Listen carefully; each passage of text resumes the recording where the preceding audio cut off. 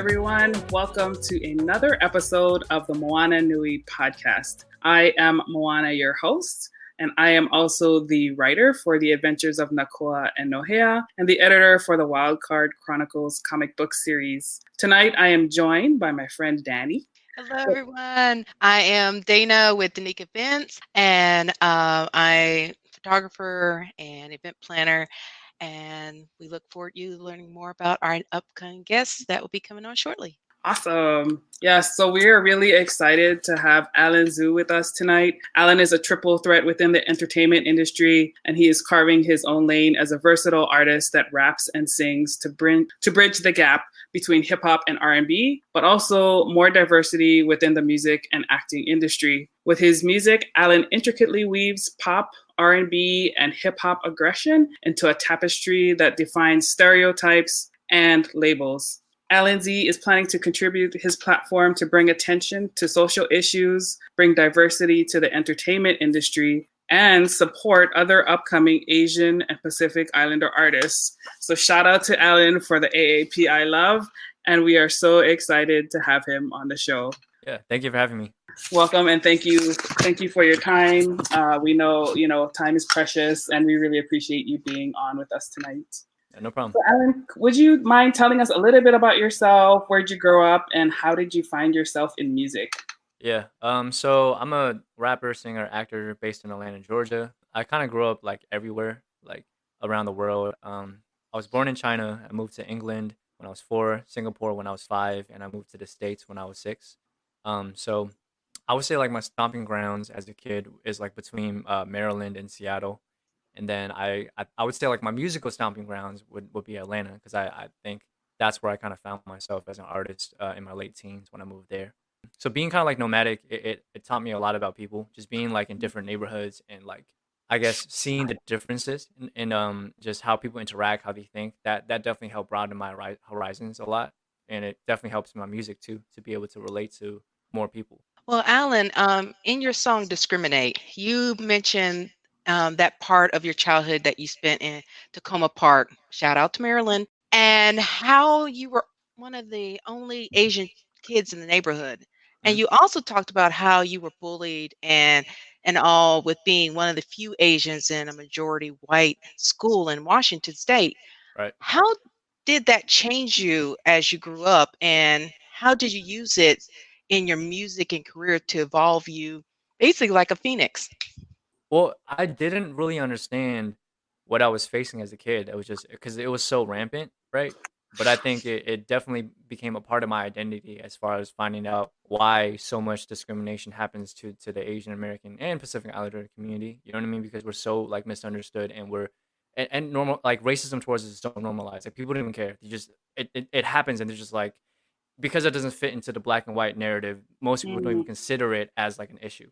So being like the only Asian kid in like a black and Latino neighborhood, obviously, even though we're all minorities, I don't look like them. So it's like I'm just, it's just like fair play. And of course, like at that time, being Chinese just meant the slanty eyes and just the ching chong. And it was like, the Bruce Lee and whatever. I was like, I don't even know who Bruce Lee was, but it's like now I want to look him up. And like it made me very like I don't know, very angry as a kid. And so even when I moved to Washington State, and it's a majority like white space, like it was the same thing, because it was like, because I found hip hop in Maryland, and I took that with me, because that was like the one thing that like I liked about Maryland was, being around these black kids. Like this is what they introduced to me. Now it's a problem because I'm the Asian kid that likes hip hop, and they're just like, and then I hang out with the black kids, and they're just like, who do you think you are? Yeah. It's like you don't belong. And I'm like, okay, great, another place I don't belong. So and then it's like I didn't really fit in with Asian kids. So I'm just like, all right. So I'm just not welcome anywhere. But so I definitely found a lot of solace in my music. I was very introverted, wrote a lot. And finally, when I went to college, that's where I kind of like found a base as far as like, people that supported me, and I just kept building from there. I find that really relatable, because I actually live in Maryland. I'm originally from Hawaii, and it was very similar for me too. Like they were like, oh, that's the Asian chick. And I'm like, yeah, I'm Asian, but I'm also Native Hawaiian. I have all these other things. But you, just like you said, like you don't fit in either group here. It's like black, white. And I mean, you see Hispanics and stuff, but the main thread is really, the black and white relations. So Right. I found a very, very similar challenges, and still now, still now. But I'm up for the challenge. Right. So, kind of along that line, in No Handouts, you talked about, not really fitting anywhere and how you had to become a standout. Tell us a little bit about that. What does being a standout mean to you, and how have you uniquely positioned yourself as an artist and a musician? I would say like it's much easier to conform and be like everyone else. And I think when you speak your truth and it doesn't resonate with like the people around you, it kind of can ostracize you. And I think that's a very scary thing for a lot of people, which is why a lot of people tend to just go with the flow, right? And just not really like want to be themselves if it's a place that's very homogenous. That's something I experienced, but I think like even as an artist, it's like people have said, "Hey, I don't think you should rap. You should sing," or they'd be like, well, "I don't think you should sing. You should rap. I don't think you should do this. You do that," because it's like if I do more than just the norm, it's considered abnormal, and it's harder for someone to digest. And for me, it's like I don't think I need to limit myself for your limitations. You know what I mean? I feel like I, Yeah. I want to just be who I am. And even with me acting, I'm sure there's people in the industry that are like, oh, I think you should just do music. I think you should leave me alone. Like, I think you should keep your opinions to yourself. With your fan base being majority women, how have you continued to please your female fans musically, but also keep and attract male fans? It's weird because I feel like I never seek out male fans. So when I do have male fans, it's pretty cool because it's like I know my target demographic is women because I feel like I have a very like pop sensible side to me where I know how to make like music that's gonna resonate with like just in a commercially accepting way. Even if I'm just going hard with bars or whatever, I always make sure the hook is catchy and I have like a pre-chorus that's gonna be like resonate. And I think like it's kind of like when you have like a when you're so like yourself, people can see that. And I don't think it's like becomes like a gender or marketing thing. I think people are attracted to people, and not in a sexual way, but just like not just like people are attracted to people that like can be themselves so authentically. So I think that's something I just strive for. Like it's not so much like, oh, I really want to pander to this crowd. It's more so like I just want to be myself, be as as me as possible, and then that's gonna get the people I want to listen to myself. You know what I mean? Exactly. Yeah, absolutely. I feel like that message needs to be, um, reiterated. We just had another talk with another artist, and they very much emphasized the same theme. Being true to yourself and not being afraid to show that out to the world. So I'm glad that you're bringing that up also. So with the pandemic, a lot of artists have had to like basically adapt or die with their career and their crafts. How have you adjusted yourself, both within your music and acting career, to stay connected to your fans and potential new ones? It definitely put a stop to like film production stuff. Like I had to drop out of a couple roles, so that kind of was like put to like a hiatus. But it definitely made me strengthen like my virtual internet like game. In terms of like putting out content, like recording a lot of music, writing a lot of music, and being able to have like a much more consistent output. Like I think pre-pandemic, everything I was trying to do was just like, yo, I'm just trying to get on, I'm trying to get on. But now it's like I have to think to myself, it's like, what impact can I make with this content, with this video? What can I, what can this do? And it's much more like intentional. I never thought of myself as someone who had a platform or whatever because my mindset was more so just capitalistic. But when I started to actually like do stuff for the community or just in general for people that don't have a voice, people were like, "Oh, thank you for using your platform," and I'm like, I didn't. I'm just like, okay. And What then when you start platform? seeing that more, I'm like, okay, I see it. It's like, okay, people actually see that I have something. Like it's like I can address issues and people will listen. So I'm like, all right, I get it. It's like it comes with influence. It definitely changed my mindset. It's like, yo, there's a lot of things that I'm very passionate about, which is a lot of times it's just like Asian American rights and like our voices being silenced. And that's something I refuse to like compromise for anyone. You know what I mean? And like it definitely helped people see like what I'm passionate about, and I think it made people want to support me more. Or some people, I think if they're turned off by it, it's like those weren't the people I wanted in my audience anyway. And it's great that you actually mentioned that because that goes right into my next question for you. That a lot of your think pieces that you have released, you bring attention to those issues in the world like racism, supporting Black and Asian communities, the model minority myth, COVID, and more. How were you able to break the corporate music mode to be able to have your own voice in your music? Honestly, it's like being so frustrated with just like that system of the traditional music industry, like it's like, yeah, I can always tap into the mode of, hey, let's write a song that's gonna be catchy. But it's like I feel like in this era, it's like there's stuff that can resonate with people that wouldn't be able to resonate before. Like before, like maybe like a decade ago, if you did conscious stuff, you were considered corny. Like people didn't want to Mhm. listen to you. They thought you were political. Like you just like, oh, whatever. I don't want to listen to that preachy stuff. But I think we're at a point now where knowledge is not only power, but it's also a form of currency. Like you see a lot of times, like people want to know more. They want to, find out the truth or value in things. So for me, I've always been someone who liked learning and sharing what I learned. So it was kind of natural. It wasn't like I'm forcing this new content. I've always been like that. I just didn't know it would be something digestible. So when I started doing stuff where like I could sprinkle in um history and knowledge into like bars and like you said, think pieces, and people were eating it up, I'm like, why not do more if I have it in my heart, And I try never to like do something like just for like the attention or the clout. If it's like a current event thing, it's like so there's certain times I stay quiet because I don't. It's not in my heart. I never want to be that guy to like just always be jumping on current events. Oh, this is gonna give me some views. I don't care. I Right. do it just because I want to, because I feel like it's important. That's cool. What's your of your recent pieces? Do you have a favorite right now that you're like really proud of?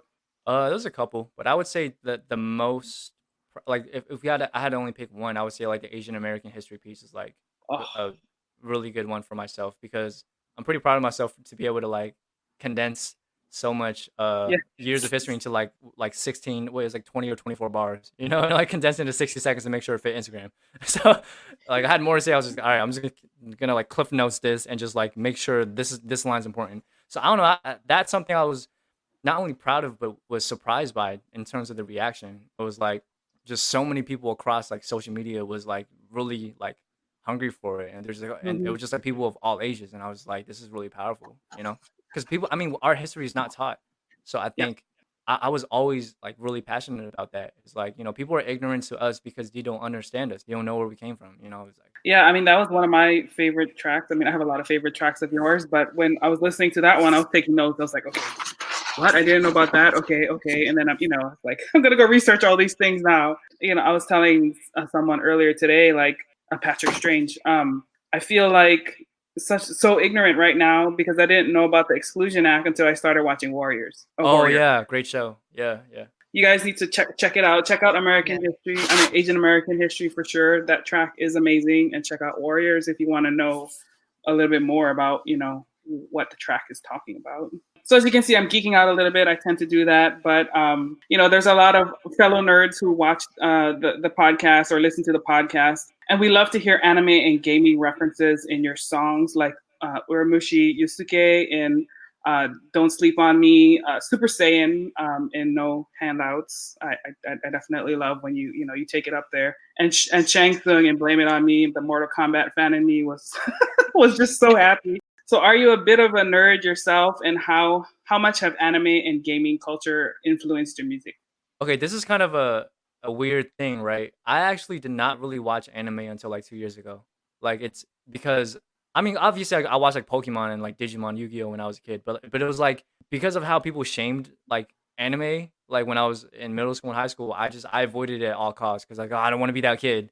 And it made me super angry when I grew up and it fucking became popular, and I'm like, what the fuck? Like how this is something I wanted to watch for 10 years and you're gonna Yeah, tell me now it's cool? So I was like, fuck. And then so my friend, like all my friends, like were like, yo, you have to watch anime. You have to watch anime. And none of them are Asian, by the way. They're all black, and they're just like, bro, watch anime. And I was like, yeah. fine. So I watched Hunter x Hunter, and I was like, all right, I'm in. I'm in.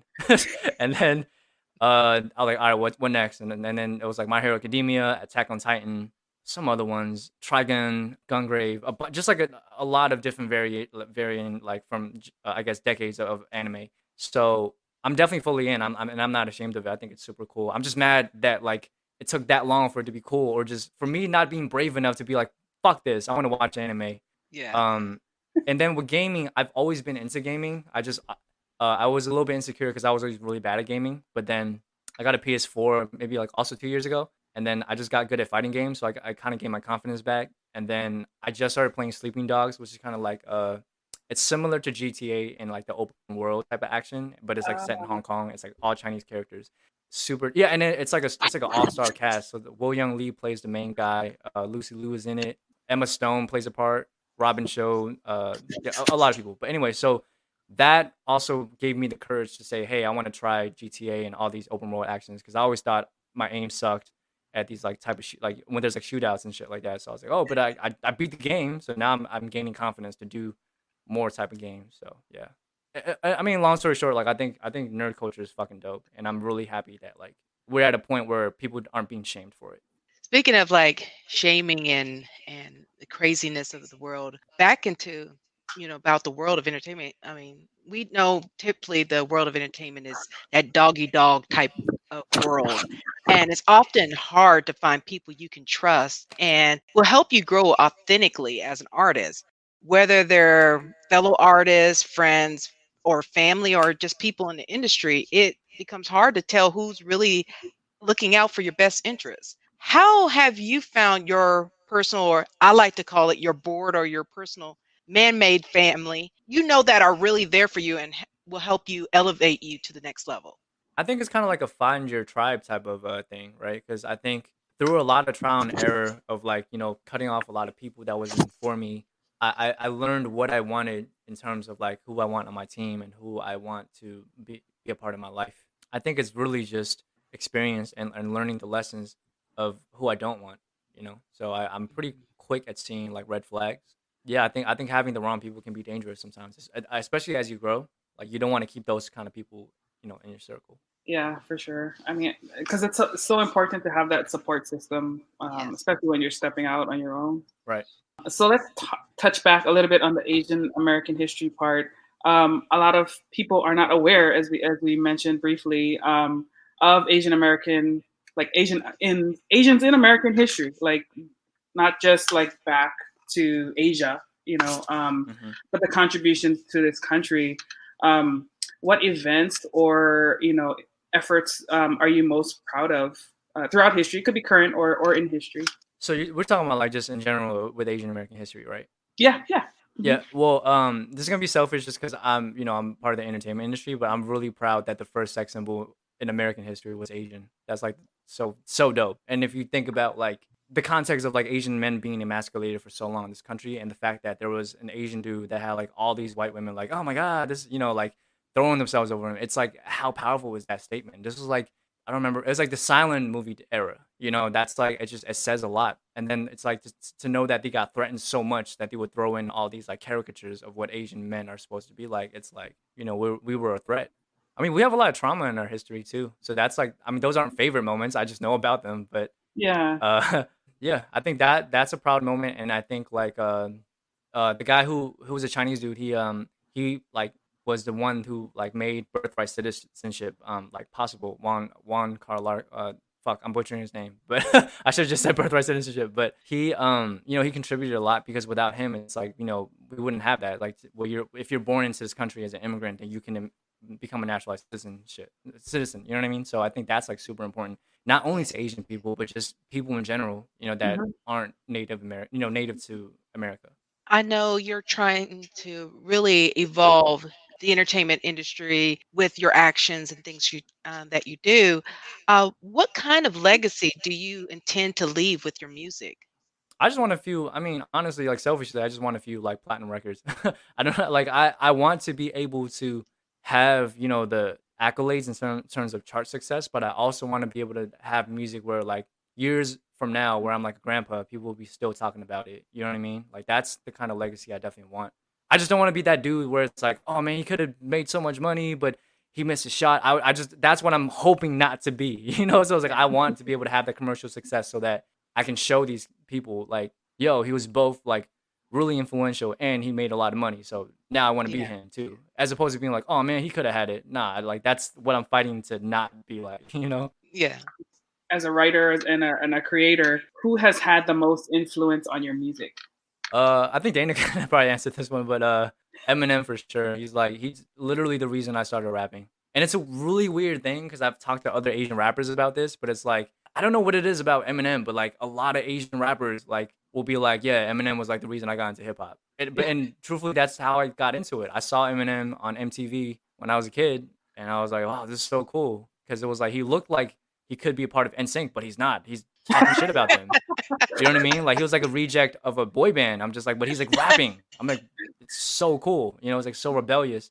And then from there, I started looking into like people before him and of his era, like Nas, Jay-Z, like Pac, Biggie, like even and then the '80s, like I was like super hooked on like Rakim and like Cool G Rap, Big Daddy Kane. Like I've always been like a language nerd, so just like Mhm. rappers that were really like dope with like wordplay, punchlines, and like just Yeah. multi-syllabic patterns. All the nerdy stuff, I'm like super into that. So like if you listen to like my lyrics, I'm very particular with how I write. Every rhyme is like a pattern. I have to make sure that like the phrases fit perfectly, like the syllable counts. I'm like so methodical with that. And then with every rhyme scheme, it has to be a perfect match. Like it has to be like 4 or 5 combinations, like a fucking Mortal Kombat combo. Like I'm so weird about it. Like I can't like I can never rhyme like cat with hat. Like it would have to be something before that to make it make sense where it's like now it's a pattern. Now you can see how I'm because like the way I rhyme is like a the cadence rides it because that's how like Rakim would do it and how like, Eminem would do it. It's like every like when you have certain syllable counts, it makes the rhythm like go with it, you know. So it's just really technical stuff. I'm super into that stuff, you know. But then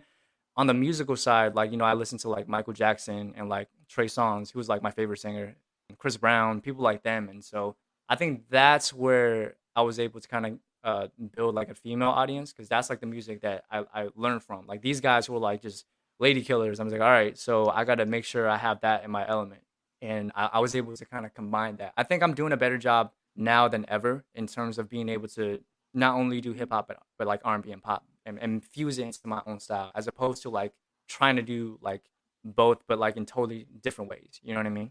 Yeah, I really enjoy your style. Like when you're breaking it down, I'm just like, yes, he does this so well. And I think that's, on top of it just being like the beats and everything, it's the lyrics. It's like for the same reasons that I like Pac. It's like he was such a like rebellious but an intellect. It's not like he's just spitting bullshit, right? Like he's speaking truth and he's dropping facts and he's like in your face with it. And that's one of the things that I really love about your music. Thank you. Yeah, and about Pac, it's like even when he's talking about like killing you, his lyrics are like poetic. Like he had a line where he said, "Now my adversaries have been reduced to tears." Like it's just like that line alone always stuck with me because it's like basically saying my enemies are now just a tear tattoo to represent the fact that I murdered you. I'm like, it's so fucking poetic. You know what I mean? Yeah. So I love language, man. So I think that's a big reason why I've always been in love with hip hop for so long.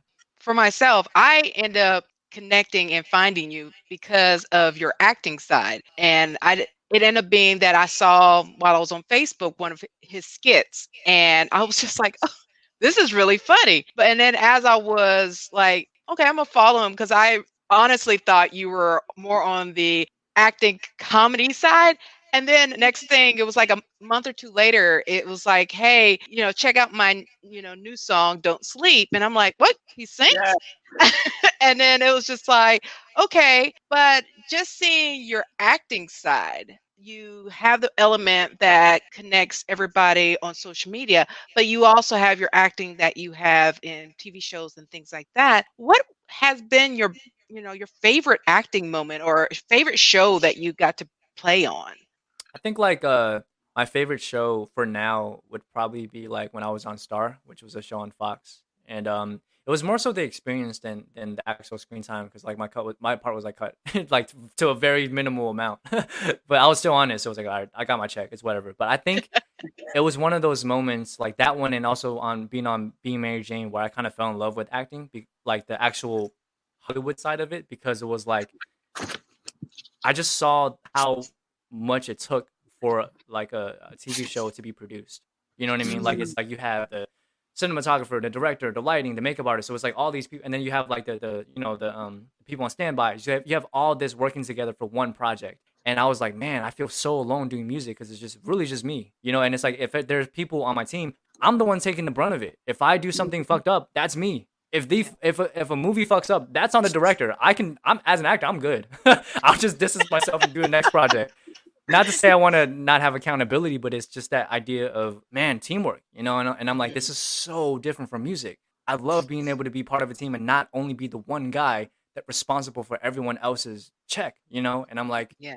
wow. And then so in order for me to kind of like ease my fans into like the acting side, I was like, all right, let me do something like Key and Peele would do, because I'm really big on them and Chappelle Show, just goofy skits that kind of have a message, you know. And it kind of worked, you know. Like the first skit I did, it went like semi-viral, and then like an influencer shared it on his page, and it hit like 100,000 views in like I think like a couple hours. And I was like, oh, cool. And so more people found me from there that didn't know I did music, and I just kept pumping out more and more skits pre-COVID, and I just loved it. I just loved being able to direct and edit my own skits, and telling like my other like actor homies like how to, you know, what to do, what to say, and then asking them like, how, you know, how should I say this, you know. And then it was just fun. And I think it's a kind of like juvenile type of fun that I don't get in music, because I always tell people music is like the thorn on my side. I can never get rid of it, even as much as I want to. But it's like I have a very toxic relationship with music. That's like the bitter ex that I can never let go, because it's like it's the reason why I have depression, but it's also how I get out of depression when I write. So it's cathartic, but it's also triggering. You know what I mean? Like all my problems come from music. So, but with acting, it's like it's just, I'm sure I'm gonna experience hardships in acting too, because I've received terribly racist scripts as well. But I think the idea of being a part of a team, and meeting the cast and becoming like a family, that's something I just love. Because in music, like you said, like Dana said earlier, it's so doggy dog. I take that back. And acting is doggy dog too. But you guys get what I'm saying. It's just a different type of vibe. It's just the entertainment industry as a whole. Yeah, it's just everyone's out for each other. Yeah, yeah. So just forget everything I just said. So we have a question from someone who's watching, from Angela Audley. When you write lyrics for a song, do you intend for people to interpret them a certain way, or do you think it's interesting when people apply the words to their own experiences? I would say both. If it's a personal song for me, I would like for people to get the message and kind of vibe with what I'm talking about. But if it's something more like universal, I like for them to like interpret it the way they want to. You know what I mean? So there's like different types of modes I get into. There's like times where I'm really trying to tell a story of my life, but then there's also just songs where I'm just trying to go off of a concept or a theme. And those are the ones where I'm like, you can fill in the blanks yourself. I'm just giving you the template. And I think that's part of the, I guess, like the process of writing and figuring out what direction I want to go. I also kind of like fan interpretation too. There's like fan theories, and I'm just like, I didn't write that, but that's kind of cool. That I'm like, yep, that's what I meant. So I enjoy those as well, you know. So one of your tracks, you Dojo, is one that you did with Jason Chu. How did you and Jason meet? Oh man, we've been friends for so long. We've been friends since like MySpace. You know, like, I was, that's long. yeah, like I was like a freshman in high school or something, and he was like in college, and just I was just trying to add as many Asian rapper friends as I could on MySpace, you know. So we never did anything back then, because obviously like I was, you know, young and stuff. But eventually, I think he hit me up. I was like, hey man, I've been noticing that you've been hitting like a pretty good stride with your music. You know, I see what you're doing. He's like, hey, we should do something like just a song together, because you know it's been so long that, you know, we've known each other for so long. And this was like I think 2016 or 2017, and so we did a song together called Yellow Diddy, and like that like blew up on Facebook. That has like almost 1 million views, or I think yeah, like 900,000 views or something like that. And so we're like, oh cool, we have like a cool little formula going on. And then so we did another song to follow it up for the next year, which was Dojo, and then that did really well on Spotify. Like that hit like 300,000 streams. And I was just like, what the fuck? And the reason I say what the fuck is because it goes against everything I was taught by these industry professionals. You know, because like if you talk to like an exec, they'll pretty much be like, hey, don't make music that's too lyrical. Don't dumb down your lyrics. People don't understand what you're saying when you do this lyrical miracle stuff. Don't put too much metaphors. Just, hey, simplify this line. I don't think they know what it means. And so Doja was like just straight boom bap, straight like just everything. You know, there's barely a hook. It's just back and forth rapping, very like, you know, combative and aggressive. And it was just like, you know, I don't know. It was everything that shouldn't have worked. And then so when it was received well, I think me and Jason were pretty happy about that. It's like, one, we were able to kind of like add an Asian element to it with the instrumental. It was like very Wu-Tang-esque. And then the bars were just like, you know, just not commercial at all. So it was refreshing for me, because sometimes I get sick of writing pop songs. Like, fuck this shit. I don't even want to write a pop song, but I have to, because I want to make sure that like can keep an audience and shit. I'm like, I don't even fucking listen to pop, you know? Like, so I'm like, fuck. But then when I do a song that's like more hip hop, it's fun for me, because like this is, you know, what I grew up loving and stuff. So yeah, I hope that answers your question. But yeah, that's how we linked up. Oh yeah. And I love I that you shouldn't have brought that admitted hip up. hop music to people that are they're just finding out about me, but yeah. But it's great that you brought that up because that was also something I wanted to kind of talk about because you've had some great collaborations. Jason is one of them. You've also worked with Chow Mane and several others. Rocky, you did, Yeah, yeah. and everything. And with all of them, you had different evolutions of sounds with working with them, and you really see how you had this like you mesh together.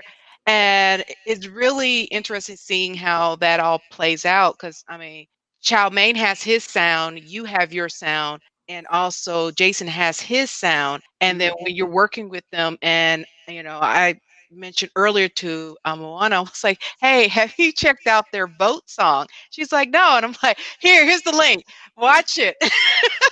And it's just all three of you together and having your own flavor of Mm. your flows and everything, but at the same time bringing forth, what's going on, which, encouraging everybody to vote, especially in the API community, which, between the API and the Black community, we tended not to really vote that much. And it was like, okay, this is a time we need to vote. We need to make our voices heard. And it was just so powerful to kind of hear that. Mhm. And I always wondered, okay, what made always make you say, yeah, this is a collaboration that's going to work? Or do you see certain people like, thank you very Mm. much for the asking, but kind of thing. So what makes it Uh, like, okay, I know we can vibe. I don't know if it's, like with you and Jason was history, but I know you probably have a lot of people hitting you up and saying, hey, I would love to, work with you. I love mhm. you for you to do this on my song. And it's like, how do you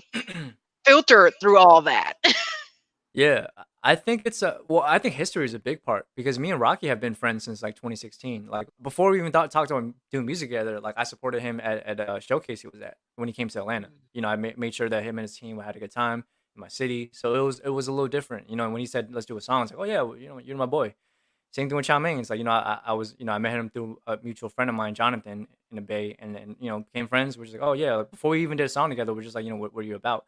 But I also think it's like twofold. It's like one, if we have history, and two, if this works marketing wise.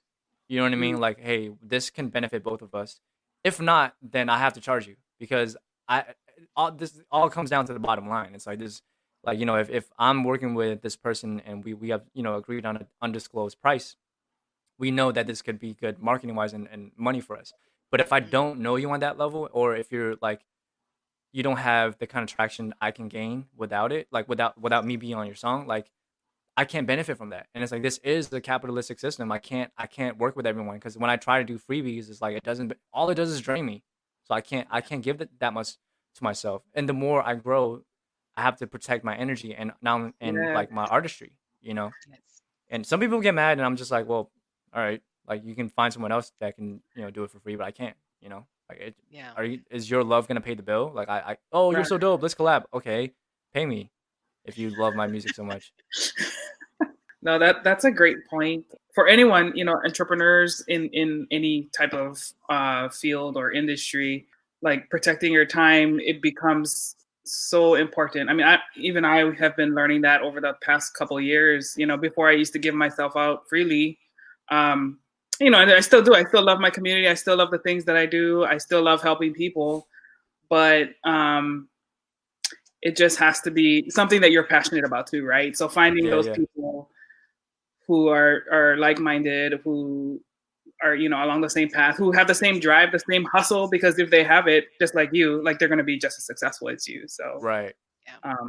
so shout out to Dana for being my hustle chick on this podcast, and for for introducing me to you, because yeah, it's just been amazing. This whole week I've been listening to your CDs in my car. I'm like, Oh, thank okay. you. Oh Well, yeah.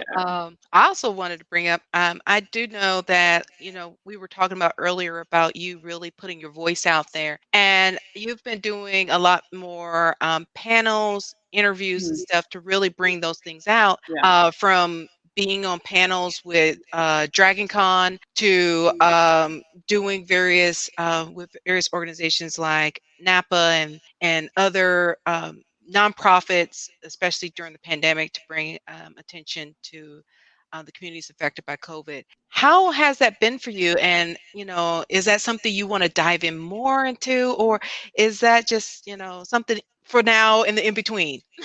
Oh, I definitely want to dive into it more. So like, I didn't realize how much of a passion I had for public speaking, but like, I really like public discourse, being able to talk about certain topics and themes with like other esteemed individuals, and like being able to like learn, not only learn from them, but for people to learn from me as well. And Mm. so once the pandemic is over, I definitely want to continue that path and do it at like other conventions and like festivals, whoever would have me, or colleges or whatever. You know what I mean? Because I think Yes. these kind of conversations are important, especially between like marginalized like groups. Is like, dude, who else is gonna give this platform to us? We have to either build our Yeah. own, or it's like let's coalition and mobilize and build amongst each other and like lift each other up. You know what I mean? So I'm really Yes. passionate about that. Like, because even when you break down like the idea of like needing Asian American representation, but it's like it's so much deeper than just having like an Asian face. It's about having Asian writers, Asian like directors, and people that like a whole team behind you that know Mhm. your vision. Because like we saw how Mulan did not do the way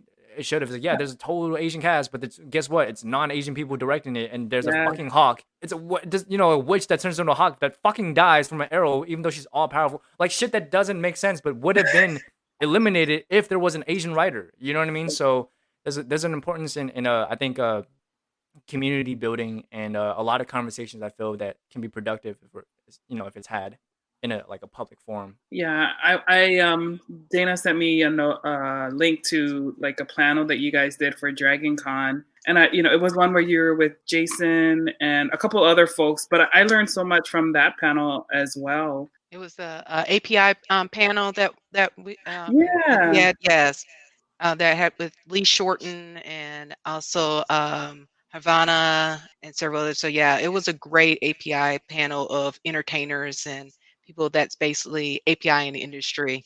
absolutely. Yeah, so I have a friend, Patrick Strange. I'm not sure if you know him, but he does he runs Nerds of Color and Oh yeah. Wait, I think I know who that is. Yeah, I'm pretty sure I know who that is. He's a Filipino or Pacific yep. Islander, I believe. Mhm. Yeah, yeah, yeah. Mhm. Yeah, have you been on his stream yet? Nah, not yet.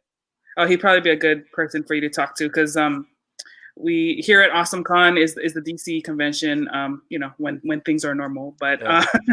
he hosts an Asian American Pacific Islander panel every year. Oh, that's perfect. So, yeah, that would be awesome. I mean, you can come back to Maryland, No, yeah, that's what I Exactly. was thinking too. I think that would be a super great opportunity. Awesome. Yeah, so I'll make sure to connect you guys too. Yes. Awesome. Thank you. Kind of going off the Mulan thread, and having inauthentic writers, right? Like, what are some of the Asian stereotypes that you find most problematic? Oh man, like so many. I don't know where to start. Like we gotta narrow it down to like categories. I'm trying to think.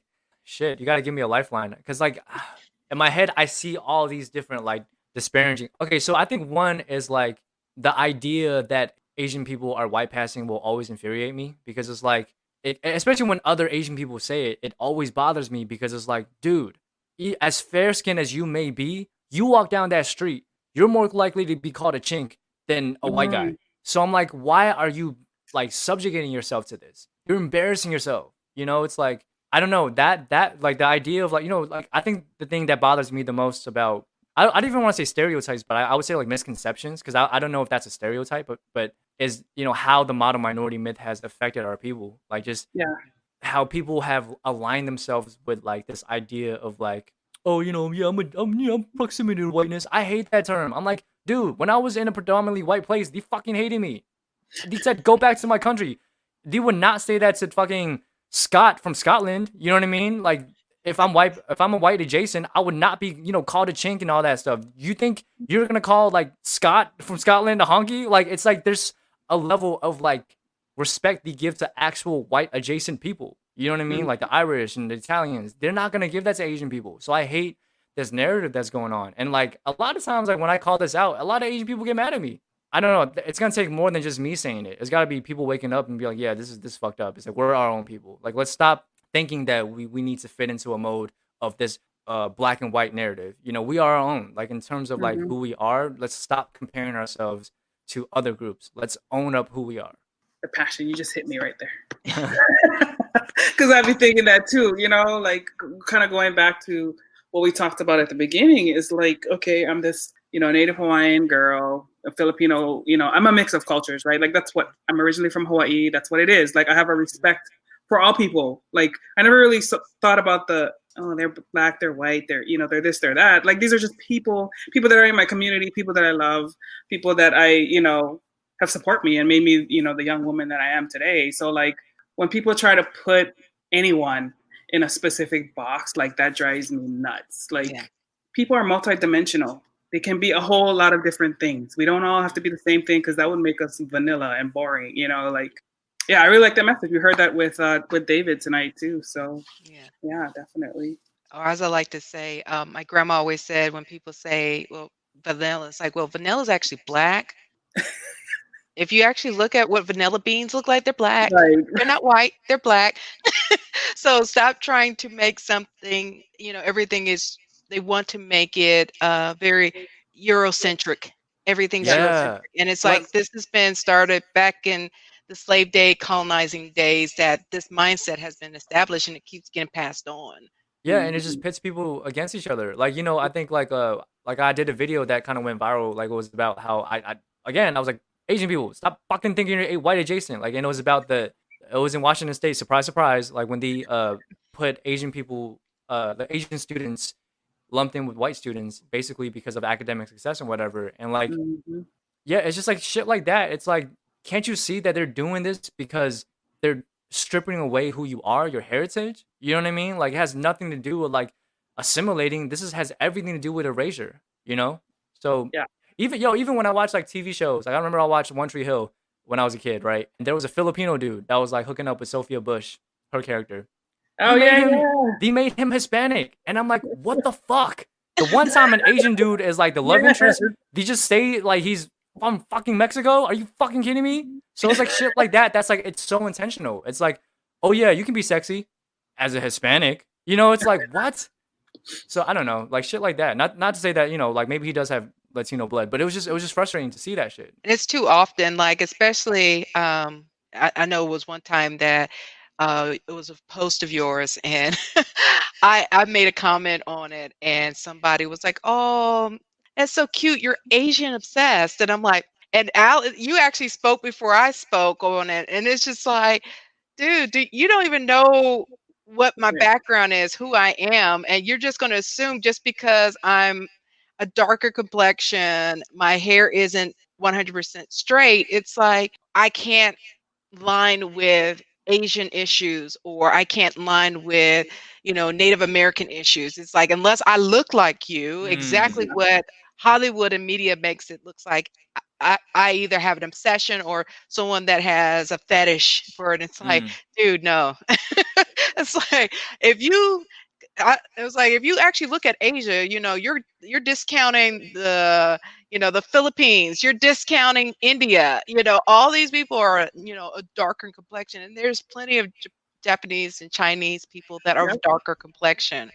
But it's just like, you know, like you said, seeing people that are of the Asian culture, or most of the time it's people outside of it. And it's just like, they're so quick to police other people. And it's just like, no, stay in your lane. Stay in your lane. You don't know what you're talking about. Right. Yeah, it's just people revealing their own ignorance, you know, like people will tell you so much just by what they say.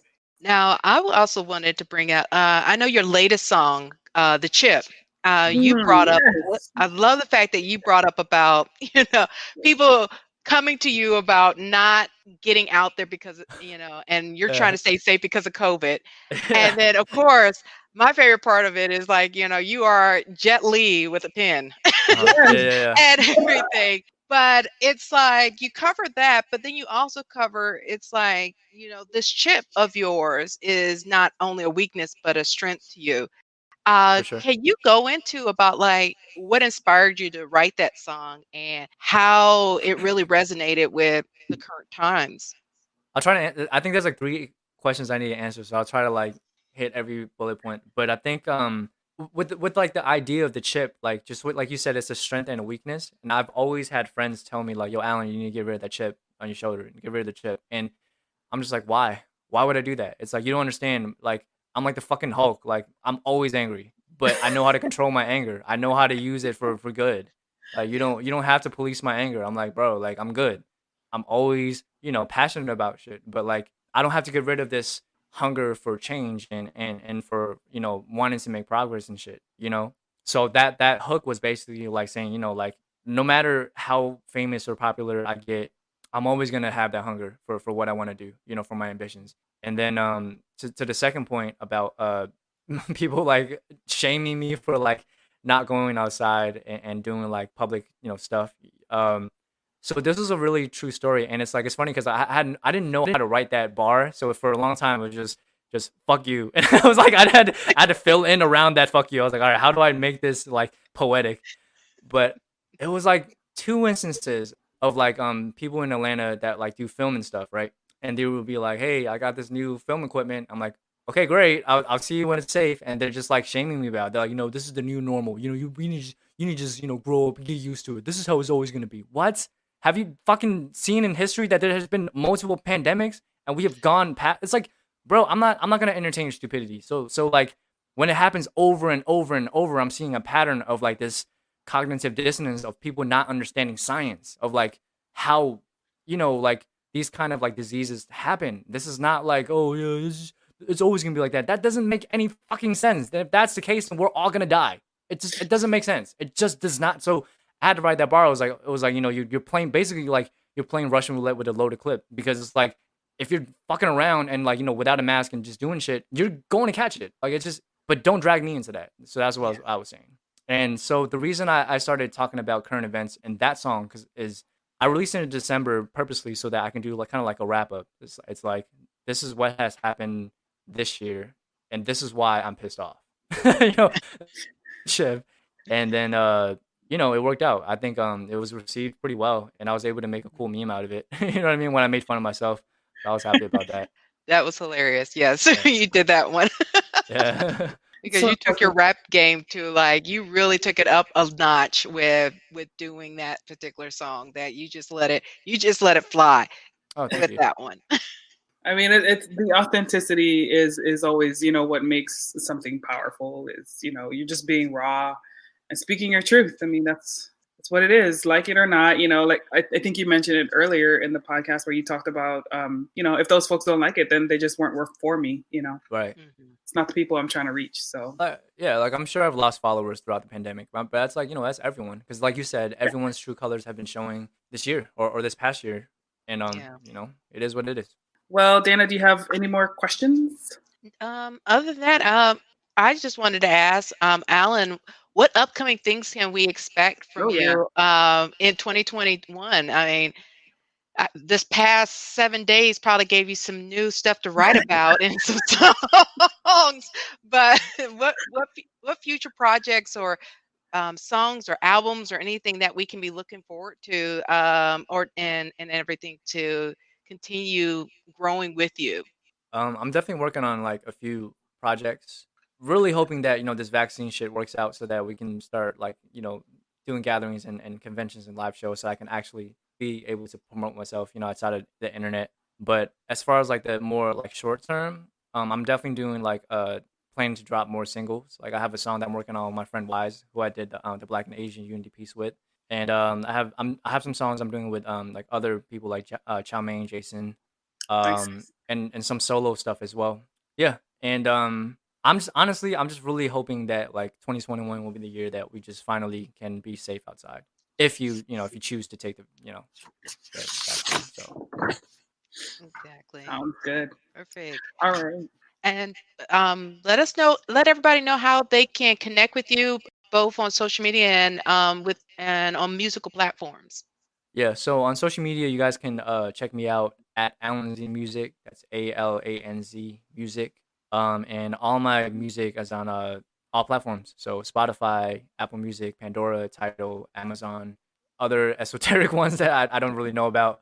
But yeah, you can find that at Alan Z, which is ALAN, and then last initial Z. Well, thank you so much, Alan, for your time. We really appreciate you having here on the episode. Thanks to all of our listeners and viewers who tuned in for tonight's show. Be sure you guys check out Alan's music. I promise you will not be disappointed. And also definitely check out his TikTok. That channel is hilarious, and I really enjoy it. Thank you. Shout out to you. Thank you for all you do to represent and be a role model and a symbol for the Asian American and Pacific Islander community. We appreciate you, and we wish you all the best in 2021 and in the future. And if the Moana Nui podcast can help you along your journey, please feel free to reach out. We're always looking forward to helping others, elevate their platform and grow together. Thank you.